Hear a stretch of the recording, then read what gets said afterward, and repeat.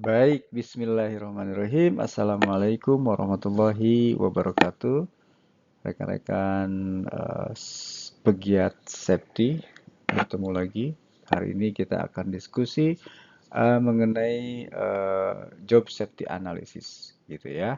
Dalam kasus ini kita akan melihat job safety analysis dengan studi kasus dan penerapannya pekerjaan di ketinggian, gitu ya.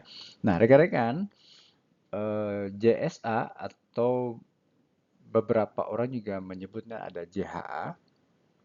JSA Job Safety Analysis, JHA itu Job Hazard Analysis.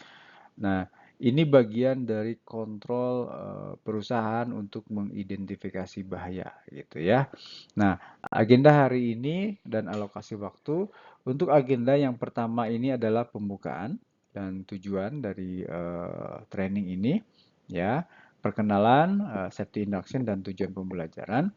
Lalu yang kedua adalah konsep JSA atau JHA, ya, definisi, manfaat dan kapan JSA diperlukan.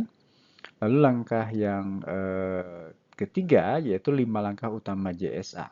Itu uraian detail tahapan pembuatan JSA yang standar ya, yaitu ada 5 langkah utama JSA.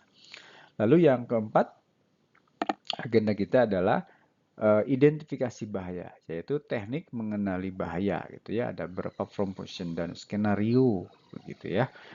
Lalu ya, agenda selanjutnya adalah hierarchy of control ya, penerapan pengendalian risiko khususnya sih working at height gitu ya. Lalu workshop kelompok, nanti kita akan bagi kelompok untuk diskusi, untuk mempraktekkan cara membuat JSA untuk skenario bekerja di ketinggian gitu ya. Lalu review dan contoh pembahasan hasil workshop dan contoh JSA ideal. Lalu yang kedelapan, kesalahan umum, yaitu diskusi tentang pitfalls yang sering terjadi, itu bagian dari review ya. Jadi kita lihat nanti setelah workshop, kita review biasanya ada kesalahan umum yang terjadi dalam penyusunan JSA. Nanti kita lihat ya. Lalu langkah selanjutnya adalah kuis pemahaman, evaluasi singkat materi training, dan terakhir penutup yaitu rangkuman dari akhir training ini. Itu agenda kita yang akan kita lakukan pada pagi ini.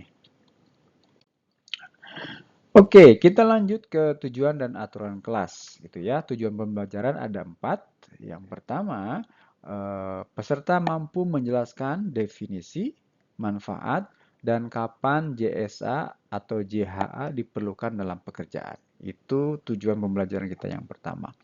Yang kedua adalah menerapkan 5 langkah JSA, yaitu peserta dapat menguraikan langkah kerja dan mengidentifikasi bahaya secara sistematis. Oke, yang ketiga, menentukan pengendalian. Ya, peserta mampu memilih kontrol yang tepat sesuai hierarchy of control untuk risiko di ketinggian. Ya, oke, tujuan pembelajaran yang terakhir atau yang keempat yaitu membuat worksheet JSA. Jadi peserta mampu menyusun dokumen JSA ya, lengkap secara berkelompok untuk studi kasus nyata. Oke, jadi tujuan pembelajarannya dari mulai pemahaman konsep, bagaimana cara menerapkan 5 langkah dalam menyusun JSA, menentukan pengendalian, dan yang terakhir tentu saja itu dijawantakan dalam sebuah worksheet. Ya, jadi kita harus bisa membuat worksheet JSA. Jadi setelah training ini diharapkan peserta itu bisa dari mulai konsep, dari mulai menerapkan 5 langkah JSA dan menentukan pengendalian dan membuat worksheet JSA.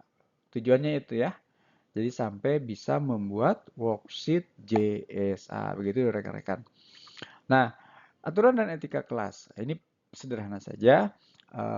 Peserta boleh bertanya, berbagi pengalaman, dan terlibat dalam diskusi kelompok sangat didorong. Itu sangat bagus gitu ya. Jadi harus aktif. Jadi harus berpartisipasi secara aktif. Oke. Selanjutnya, utamakan keselamatan. Selalu gunakan contoh nyata yang relevan dengan prinsip safety first di lapangan. Jadi contohnya ya jangan yang macam-macam ya. Contohnya diutamakan yang berhubungan dengan safety begitu. Oke, aturan yang selanjutnya, fokus dan hormat. Ponsel dalam mode silent. Ya, mohon ponsel di mode silent.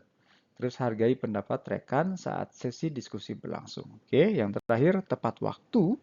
Kembali dari istirahat tepat waktu agar semua materi dapat tersampaikan dengan baik. Oke, itu tujuan dan aturan kelas. Selanjutnya, nah, ini pertanyaan yang mendasar. Ini pertanyaan yang pertama. Apa itu JSA? Apa itu JHA? Apa itu Job Safety Analysis? Apa itu Job Hazard Analysis? Oke, secara definisi, JSA atau JHA adalah teknik sistematis ya untuk memecah pekerjaan menjadi langkah-langkah dasar.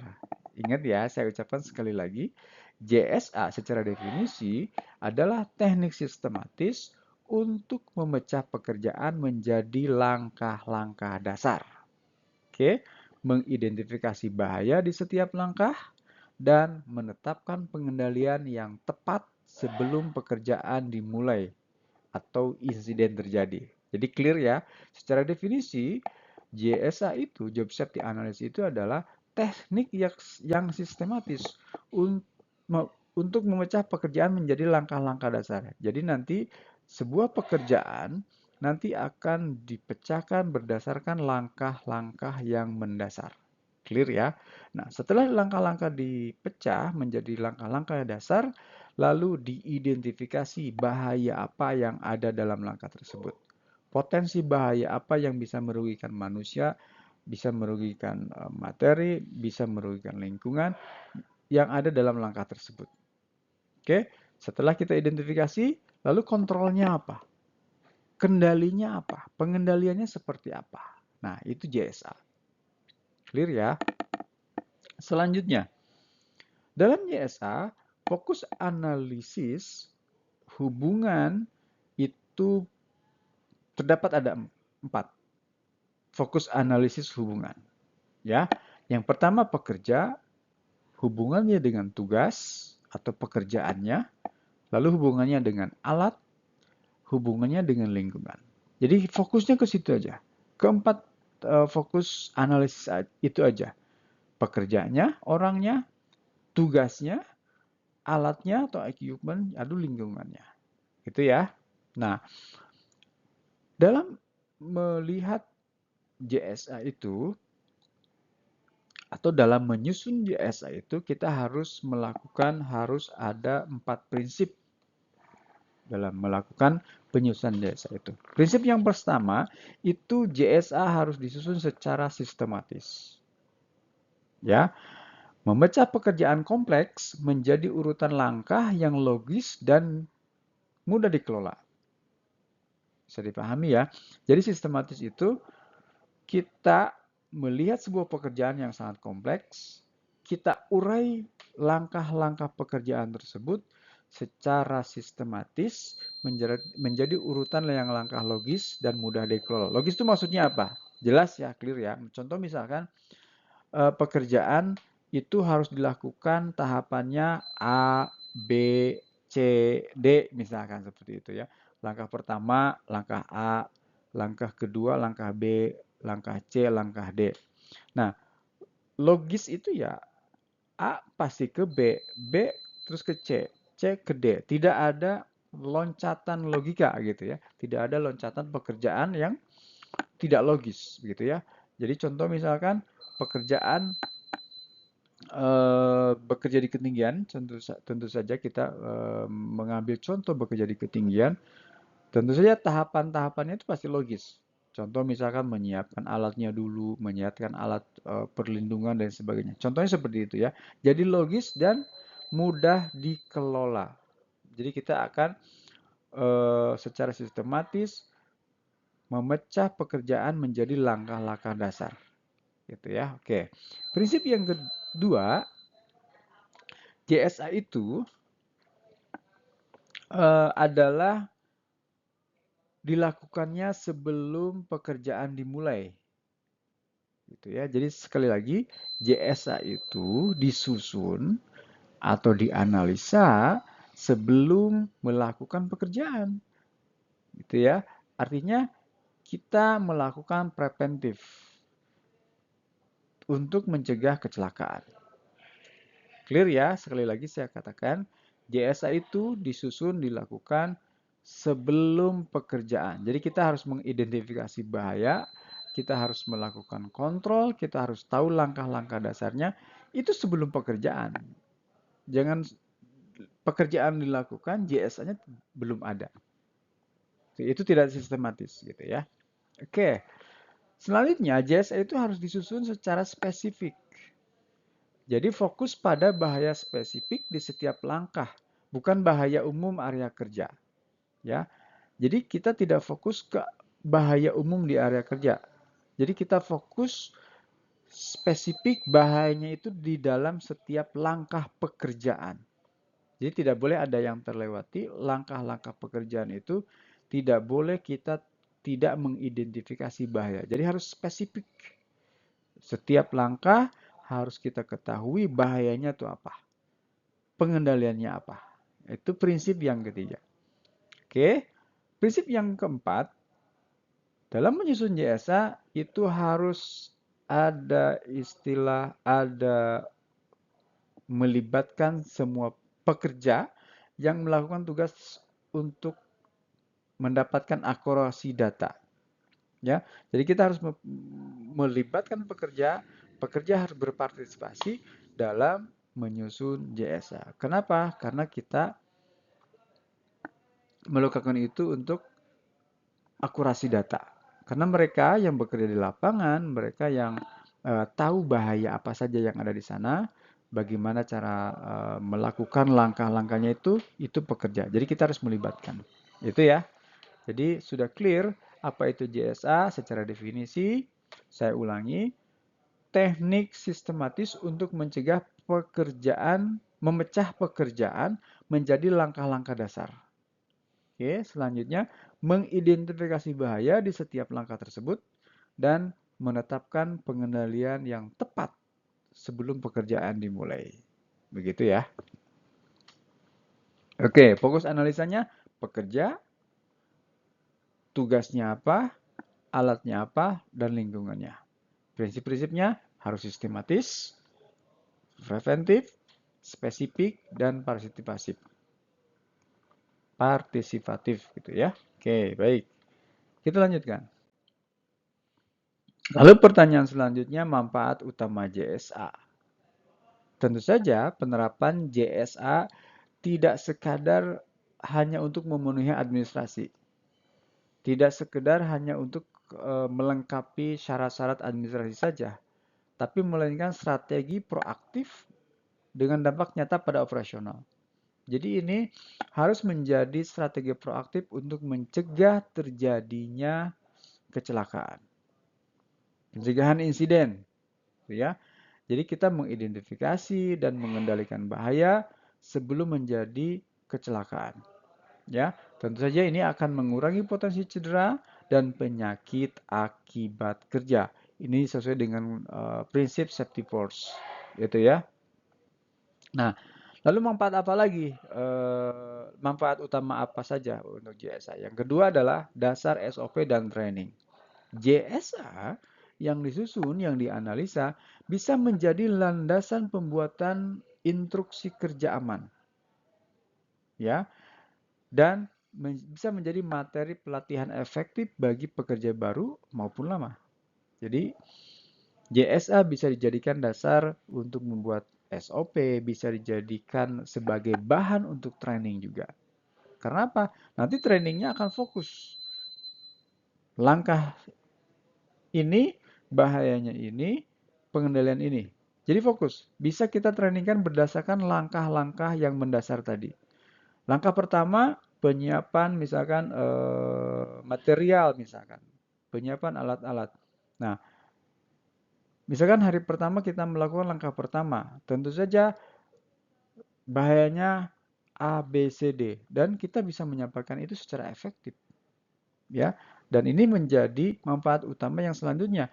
Komunikasi risiko menjadi efektif. Dan ini menjadi media efektif. JSA ini menjadi media efektif. JSA itu harus memang disampaikan di lapangan, harus dikomunikasikan. JSA tidak sekedar administratif saja. JSA harus dilakukan. JSA harus dikomunikasikan kepada pekerja-pekerja yang bekerja terlibat di situ. Tentu ini media yang sangat efektif. Ini tentu saja ini menjadi media yang sangat sesuai dengan pekerjaannya, sesuai dengan bahayanya. Jadi mereka akan melihat bahayanya apa. Jadi mereka akan aware terhadap risiko yang ada di lapangan. Mereka akan tahu bagaimana apa yang mereka lakukan. Itu ya. Ini manfaat JSA. Selanjutnya, manfaat JSA itu adalah produktivitas dan biaya. Kenapa? Karena JSA, Job Safety Analysis, analisa yang dilakukan untuk mengidentifikasi bahaya bisa mengurangi downtime akibat kecelakaan. Oke, menekan biaya kompensasi dan meningkatkan efisiensi kerja yang aman. Seperti itu. Oke, kita lanjutkan. Pertanyaan selanjutnya adalah, kapan JSA ini dipakai? Atau bahasa selanjutnya, kapan JSA ini disusun? Kapan kita harus membuat JSA? Ya, catatan pertama adalah, tidak semua pekerjaan memerlukan JSA setiap saat. Ya, prioritaskan sumber daya untuk kondisi berikut. Jadi JSA disusun bisa berdasarkan prioritas utama, yaitu risiko tinggi. Risiko tinggi ini risiko yang bisa mengakibatkan serious injury atau fatality. Ya. Jadi kita harus membuat JSA ketika pekerjaan dengan potensi cedera serius, cacat permanen, atau kematian. Termasuk dalam hal ini working at height, bekerja di ketinggian. Confined space, contohnya seperti apa ya? Confined space, bekerja di ketinggian. Hot work, lifting operation, itu bisa kita buat JSA, Job Safety Analysis. Oke, lalu apa lagi? Pekerjaan yang memiliki dampak besar atau konsekuensi berat.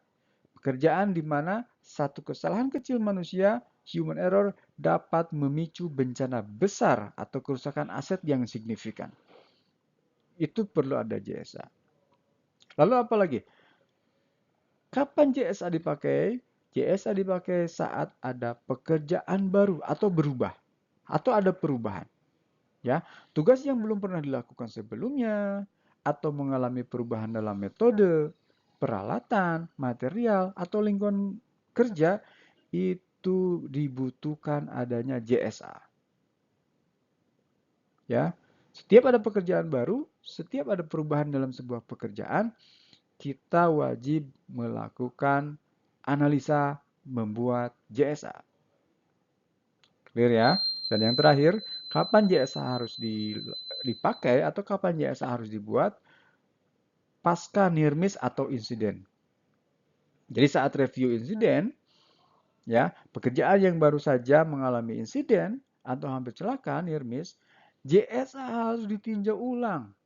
JSA harus ditinjau ulang untuk menutup celah keselamatan yang teridentifikasi.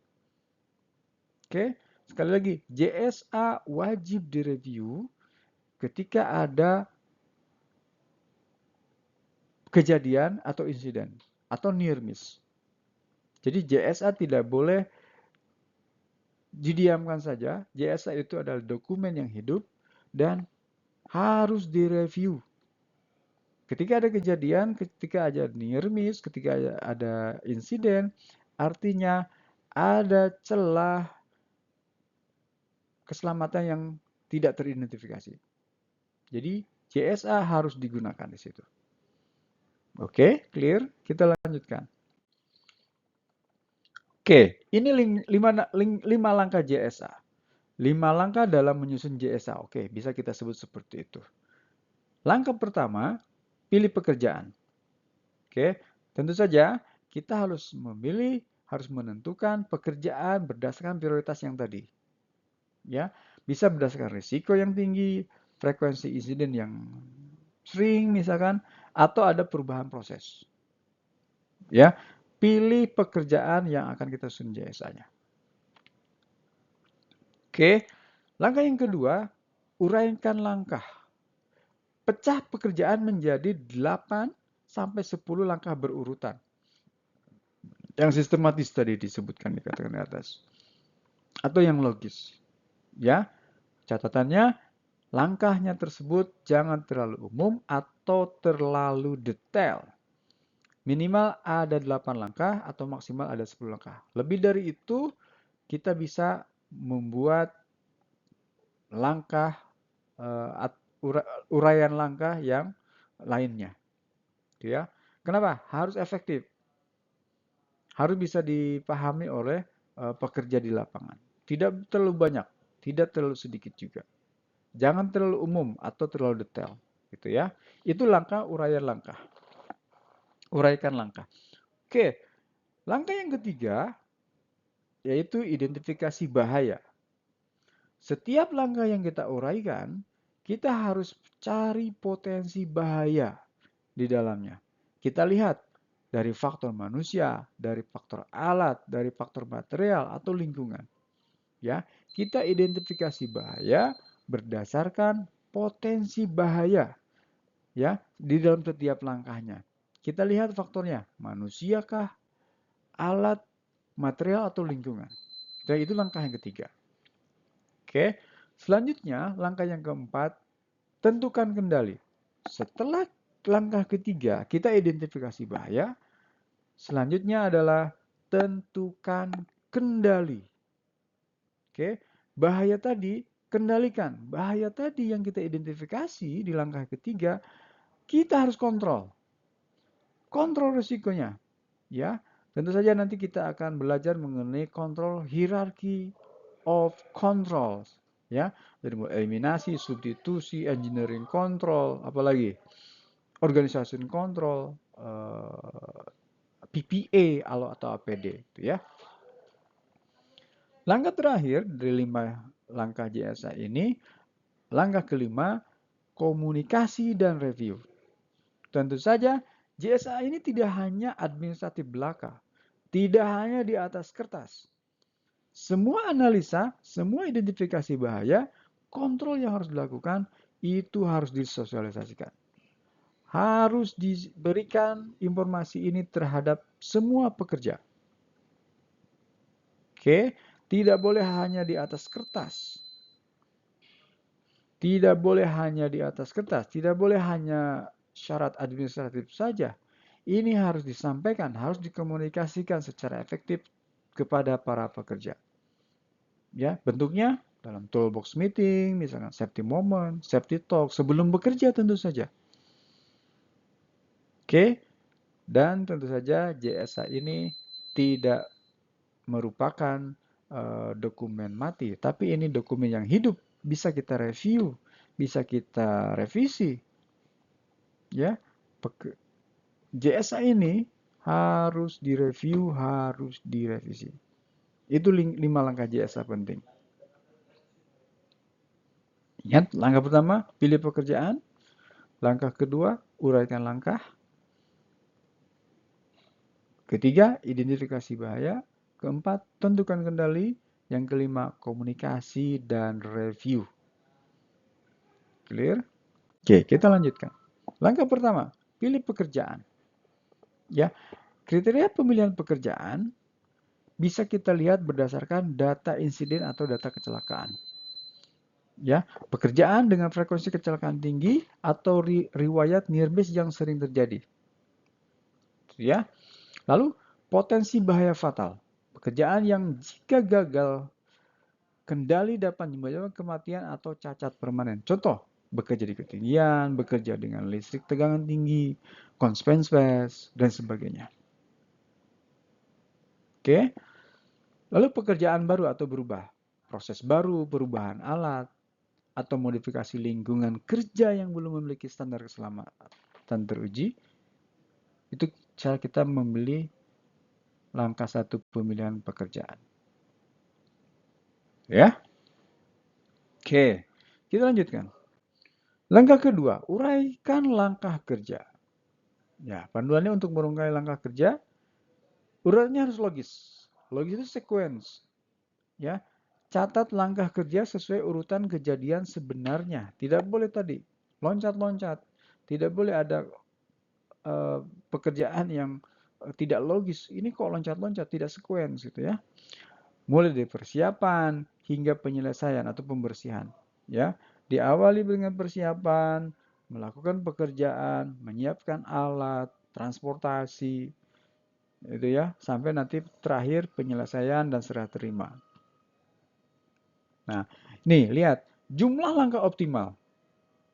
Pecah semua langkah pekerjaan menjadi 8 sampai 10 langkah utama. Jika lebih dari 15 langkah, pertimbangkan untuk membagi pekerjaan menjadi 2 JSA terpisah.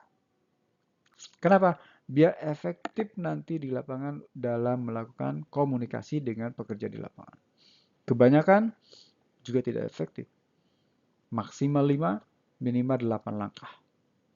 Oke, kalau misalnya lebih dari itu, pertimbangkan untuk membagi pekerjaan menjadi 2 JSA terpisah. Kalau pekerjaan besar dan membutuhkan langkah yang banyak, bagi per part pekerjaan. Kan pekerjaan tidak langsung semua dikerjakan. Pasti ada tahapan-tahapannya. Bagi menjadi tahapan-tahapan yang kecil. Tahapan itu nanti diuraikan menjadi langkah-langkah minimal 8 langkah, maksimal 10 langkah. Oke? Ini yang penting terakhir, observasi langsung. Amati pekerja berpengalaman melakukan tugas tersebut. Diskusikan langkah-langkahnya untuk memastikan tidak ada yang terlewat. Kalau pekerjaannya belum ada, kita bisa melihat planningnya. Kalau dari equipment, kita bisa melihat PNID misalkan. Kita bisa melihat manufaktur dan sebagainya. Ya, saya yakin semua pekerjaan, project itu pasti ada langkah-langkahnya, pasti ada step-stepnya. Ya, observasi langsung. Lihat step by stepnya. Langkah-langkah tersebut, stepnya kita uraikan berdasarkan logis dan sistematis. Oke? Oke, ini ada tips dan format. Do atau lakukan, gunakan kata kerja aktif. Contohnya ambil, pasang, naik. Terus fokus pada apa yang dilakukan. Contoh misalkan, tahap pertama itu menyiapkan alat. Misalkan dalam tahap pertama kita uraikan langkah. Langkah pertama ambil material di gudang, jadi transportasi. Terus apa yang dilakukan? Ya, ambil material menggunakan yang lebih spesifik ya, mengangkut material menggunakan kendaraan, mengangkat material secara manual. Contohnya seperti itu. Terus don't, jangan atau hindari terlalu detail. Contoh, angkat tangan kanan, atau terlalu umum. Contoh, kerjakan tugas. Itu tidak diperkenankan. Ya, contoh worksheet format nih. Ada nomor 1, terus uraian langkah kerja atau job step. Siapkan peralatan kerja dan APD di area aman. Ya, di ground level. Contohnya, siapkan peralatan kerja dan APD di area aman atau ground level. Ya. Lalu yang kedua, pasang rambu peringatan dan barricade di area kerja bawah. Oke. Yang ketiga, dirikan setting akses tangga sesuai standar, rasio 4:1. Terus naik tangga dengan teknik 3-point contact. Kenapa ini perlu? Karena tidak boleh ada pekerjaan yang terlewati. Contoh di worksheet format ini. Pasang rambu. Artinya kalau di sini sudah ada pasang rambu, ketika di lapangan tidak ada rambu, ada pekerjaan yang dilewati, ada prosedur yang dilewati. Gitu ya. Ketika di lapangan tidak ada APD, di lapangan tidak menggunakan APD, berarti ada langkah yang terlewati. Berarti ada celah untuk terjadi kecelakaan di situ. Tidak ada rambu, tidak ada APD, ya aksesnya menggunakan alat yang tidak proper dan sebagainya. Ya, tapi ketika kita menyusun itu dalam JSA secara proper, langkah-langkah tersebut disosialisasikan dan dilaksanakan di lapangan. Begitu. Inilah yang kedua. Oke, kita lanjutkan. Langkah ketiga, identifikasi bahaya. Ya, kita bisa menggunakan pertanyaan kunci 5W1H. 5W1H itu what, why, when, dan sebagainya ya, dan how. Contoh seperti itu. Apa yang bisa salah dalam langkah tersebut? Contoh ya, identifikasi potensi kegagalan alat. Identifikasi potensi kesalahan manusia atau kondisi lingkungan yang tidak aman. Contoh, kegagalan alat, alatnya rusak, tidak berfungsi dengan baik. Contoh, kesalahan manusia, human error misalkan seperti itu, melakukan action tidak aman, unsafe action, atau kondisi lingkungan. Contoh kondisi lingkungan, ada angin, hujan, petir, panas, dan sebagainya. Gitu ya. Itu bisa kita identifikasi dalam langkah ketiga, identifikasi bahaya. Oke. Terus kita bisa melihat dari konsekuensinya. Apa konsekuensinya? Ya, contoh cedera, mulai dari cedera ringan, cedera berat, atau bahkan fatality. Ya, kerusakan alat, pencemaran lingkungan, atau gangguan proses. Itu konsekuensi yang bisa kita dapatkan dari langkah-langkah dari bahaya-bahaya yang ada di lapangan. Terus kita bisa melihat juga apa sih pemicunya? Tindakan tidak aman dari orang, kondisi tidak standar, misalkan ada alat yang rusak, atau ada material yang tidak standar, atau faktor eksternal yang memicu insiden. Faktor eksternal contohnya apa? Cuaca, lingkungan kerja, misalkan, dan sebagainya. Oke. Nah, dalam mengidentifikasi bahaya juga, kita harus bisa melihat seberapa mungkin ini terjadi. Kita lihat probability atau likelihood assessment. Sering, kadang-kadang, atau jarang. Gitu ya. Oke, contoh scenario thinking. Ya, terapkan pola pikir what if pada setiap langkah kerja. Ya, what if itu contoh misalkan apa yang bisa terjadi jika saya melakukan ini. Contoh, langkah kerja memanjat tangga untuk akses ke atap. Apa yang bisa terjadi saat memanjat tangga untuk akses ke atap? Jatuh, terperosok, dan sebagainya. Oke, bahaya, tangga tergelincir, pekerja jatuh dari ketinggian. Atau faktor pendukung lainnya, tanah licin, sepatu berlumpur, tangga tidak diikat, gitu ya. Cuaca panas, ada angin, dan sebagainya. Oke, ini ada tips dalam mengidentifikasi bahaya. Jangan hanya melihat bahaya yang jelas. Pikirkan juga bahaya tersembunyi seperti kelelahan pekerja, fatigue gitu ya. Cuaca yang berubah-ubah tiba-tiba, hujan, petir, angin misalkan, air, atau interaksi dengan pekerjaan lain di sekitar area tersebut. Ingat ya, dalam sebuah proyek, dalam sebuah pekerjaan, bisa jadi ada pekerja lain. Bisa jadi ada proses yang lain. Kita harus menghitung. Bahayanya apa? Interaksi seperti itu. Itu ya, itu tips dalam identifikasi bahaya. Oke, ini langkah yang keempat dan yang kelima, kendali dan komunikasi. Ya, ini hierarchy of controls tadi sudah saya singgung. Ya, paling efektif pada eliminasi, hilangkan bahaya, lalu substitusi, ganti dengan yang lebih aman, rekayasa teknik, isolasi bahaya. Ada WA dulu, saudara-saudara, kita hentikan dulu.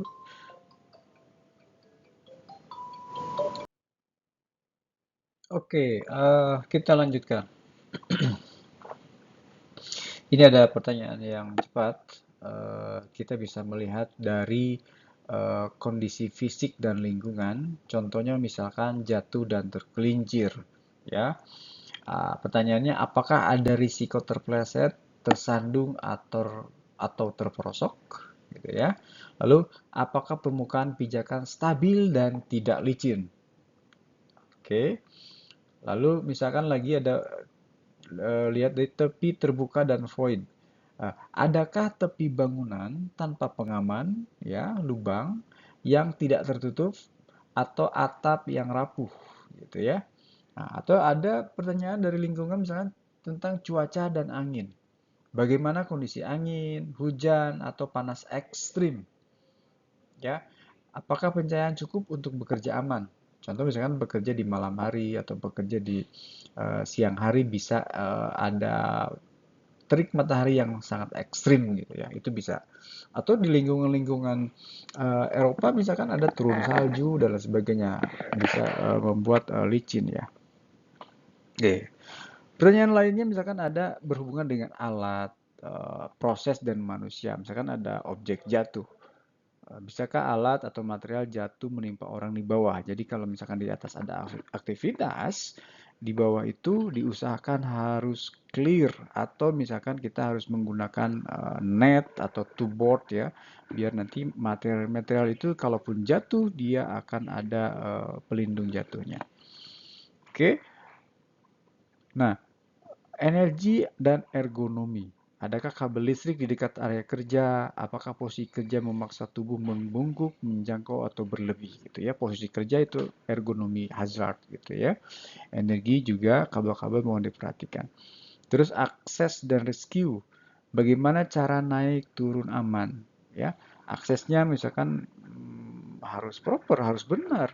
Tidak boleh akses untuk pekerja itu tidak benar gitu ya. Akses tangganya tidak baik, tidak aman dan sebagainya. Terus rescue. Bagaimana saat terjadi emergensi? Apakah tim rescue bisa melakukan evakuasi dan sebagainya?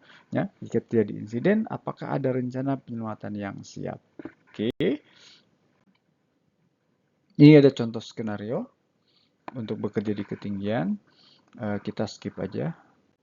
Lalu kategori bahaya.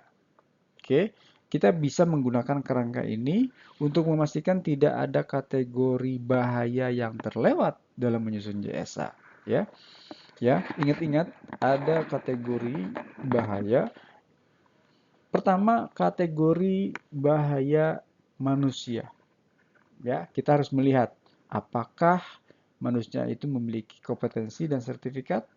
Contoh ini bekerja di ketinggian, apakah mereka memiliki sertifikat bekerja di ketinggian?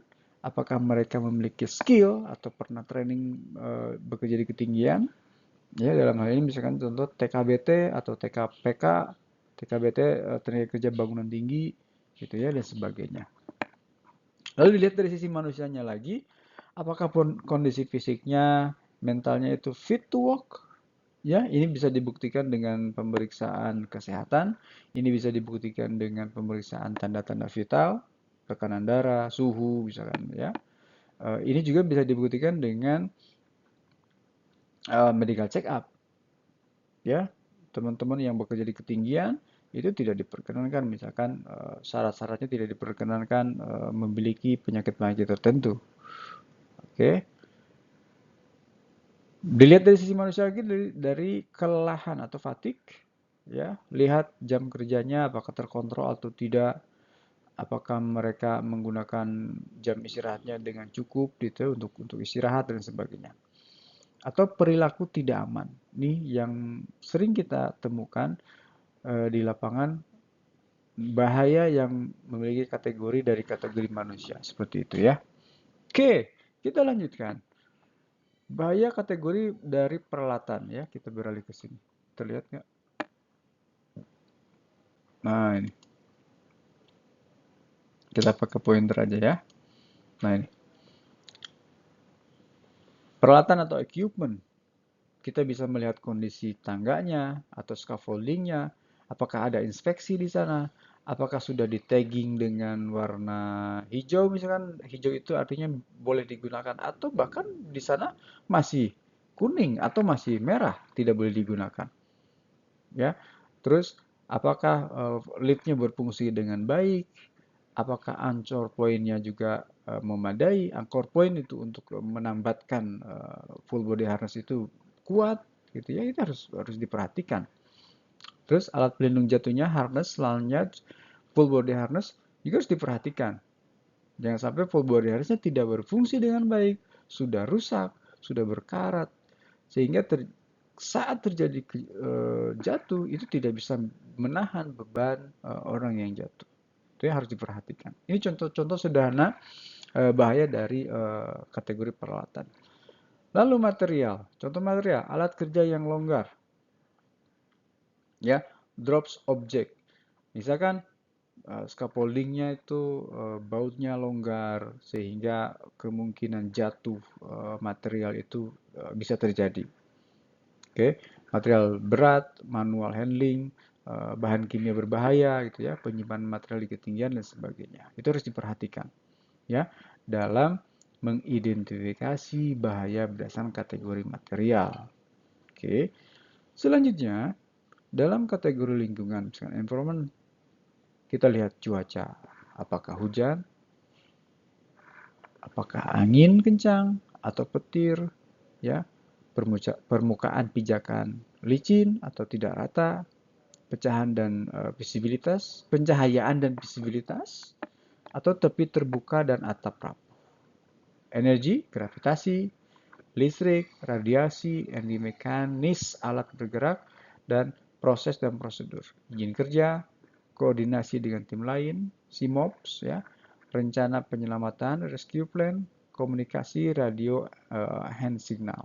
Ini harus kita lihat, harus kita identifikasi bahaya berdasarkan kategori bahaya ini. Oke, ya. Kita lanjut ke hierarchy of control. Tadi sudah saya singgung sedikit. Kita lihat ada segitiga terbalik atau piramida terbalik. Artinya apa? Ini hierarki, semakin tinggi semakin efektif. Ya, semakin bawah kurang efektif. Ya. Contoh misalkan eliminasi, substitusi, rekayasa teknik, administratif kontrol, APD atau PPA. PPA Personal Protective Equipment. Oke. Nah, eliminasi itu apa? Eliminasi itu menghilangkan bahaya secara fisik. Contoh, ya, bekerja di lantai dasar, bukan di ketinggian. Jadi kita mengeliminasi bahaya ketinggiannya dengan bekerja di lantai dasar. Oke. Substitusi itu apa? Substitusi mengganti bahaya. Contoh, menggunakan drone untuk inspeksi atap daripada memanjat. Kita substitusi tuh. Harusnya ada orang yang naik untuk inspeksi, tapi sekarang sudah ada drone, kita menggunakan drone. Jadi kita substitusi. Yang harusnya orang naik, kita ganti. Ganti dengan drone. Ya, engineering control. Mengisolasi pekerja dari bahaya. Contoh, pasang guardrail, cover lubang, scaffolding bersertifikat, dan sebagainya. Administrative control, mengubah cara kerja. Contoh, izin kerja, permit to work, rotasi jadwal, pelatihan. Training itu termasuk administrative controls. Rambu peringatan, dan sebagainya. Ya, APD, Personal Protective Equipment, melindungi pekerja dengan alat. Contoh, full body harness, helmet, safety helmet, lanyard, rescue kit, dan sebagainya. Ya, oke, saya pikir ini cukup untuk kita diskusi. Sebenarnya ada banyak ya materinya, nanti kita bisa diskusi kembali. Ada workshopnya juga, kalau memungkinkan kita akan melakukan workshop untuk membentuk job safety analysis. Ini contoh job safety analysis worksheet ya. Contoh misalkan, ini contoh misalkan ya, nama pekerjaan, instalasi unit AC di atap gedung B, tanggalnya 25 Oktober 2023 dan sebagainya, bla bla bla bla. Ini keterangan waktu, tanggal, area gitu ya. Ini APD yang wajib digunakan, alat kerjanya apa, dan siapa yang bertanggung jawab. Ini contoh aja ya. Ini urutan langkahnya. Kita lihat urutan langkahnya. Ini berdasarkan worksheet. Urutan langkah kerja. Yang pertama, persiapan akses naik ke atap menggunakan tangga extension. Potensi bahayanya apa? Tangga tergelincir atau tidak stabil, pekerja jatuh saat memanjat. Lalu kontrolnya apa? Tindakan pengendaliannya apa? ini engineering control, ikat tangga bagian atas, ya, menggunakan lashing, teknik lashing. Terus administrative control, rasio kemiringan 4:1, ya. Nanti kita jelaskan 4:1 itu seperti apa. Terus PPI digunakan apa? Gunakan 3-point contact saat naik. Wah, ini ada ambigu ya. 3-point contact ini bagian dari teknik naik ya, 3-point contact. Tangan, kaki, tangan, terus harus kontak terus, tidak boleh tidak kontak. Oke, dan lain sebagainya. Ini contoh saja, bisa kita pelajari nanti. Ini ada skenario. Contohnya, nah ini kesalahan umum versus praktik. Don't ya, hindari. Hanya daftar bahaya umum. Wah, oke, mengandalkan APD saja, langkah tidak urut, dibuat di belakang meja, tidak ke lapangan, dokumen statis, jadi tidak ada review. Nah, apa yang harus dilakukan? Kontrol spesifik dan jelas, gitu kan.